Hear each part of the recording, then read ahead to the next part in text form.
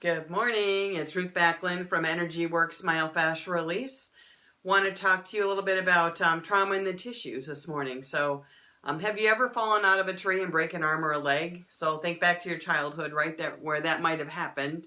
Maybe it was you, maybe it was somebody else. But if you think about, breaking a leg, breaking an arm, falling out of a tree, bumps and bruises, things of that nature. That's physical trauma, right? So most people can relate to what that physical trauma looks like or feels like because they've had injuries and that's just all part of it. But there's actually an emotional component to that as well. So whenever I see people in my office and they have some kind of injury, there's always an emotional component to it. Now, it doesn't mean it's a bad thing. It's just there. That's reality. It's just all part of who you are when you come in, to the clinic. So let's say you were a kid. I can probably relate to part of this as a partially true story here, just for me personally. But so as a kid, a bunch of kids are goofing around. They're told not to go climb up the tree, stay out of the trees. You're going to get hurt. And what do? We scamper up the tree as quickly as possible. And if you were like me, I know my family can attest to this. My siblings will probably laugh when they see this, but I scamper up the tree really quickly, and as they're trying to climb up the tree, they get caught and get yelled at, and I'm up in the tree just giggling and, because I didn't get caught. I was faster.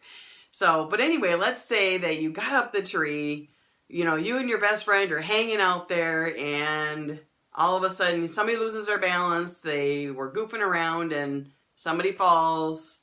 They break their arm, they break their leg, and how do they feel? Okay? So obviously they're in a lot of physical pain. They've done some damage to their tissues, right? They broke a bone, all the bruising around the area. But then there's the emotional trauma, okay? And that starts from the minute they go, oh shit, I'm falling out of the tree. Oh crap, there's the ground. Oh my gosh, So there's all those layers as they're falling out of the tree. Then bam, they hit the ground and break an arm or a leg or whatever. And so there's the part of the emotional trauma that goes with the physical trauma. It's the entire path down. And then guess what? They weren't supposed to be up in the tree in the first place. Mom or dad's going to kill me. Oh my gosh, now I'm not going to be able to ride my bike. Oh my gosh, I'm not going to be able to play in my soccer game. Oh my gosh, I'm not going to be able to play basketball. Oh my gosh, all this stuff is going through their mind while their body's in pain. They're in shock because they broke a bone. It's physical and it's emotional. Hey, Sarah. Good morning. So how do you separate them? You can't. It's all part of the tissue. So when people come in and they've got, let's say they broke their arm, let's just use that. So they broke their arm and maybe they got some tightness in their wrist now as they've gotten older. Their forearms are really tight. Maybe it's their elbow, their shoulder. So they have some pain that's going on there, but it can't possibly be that injury from all those years ago. Well, yeah, it can. Absolutely it can. So as you open up that tissue and get things more mobile, sometimes those memories come back up. Because that trauma is in the tissue at that time. It solidifies in there as the body's healing and those restrictions start to tighten down. Those emotions that occurred at that point in time, they are all in there. So it's called tissue memory. And it's physical and it's emotional.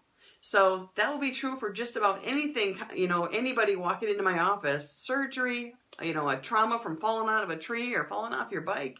It's all the same. It's physical and it's emotional. There is absolutely no need to separate them, okay? So I know some people ask me about that. Do you have to worry about the emotional piece? You know what? It's there.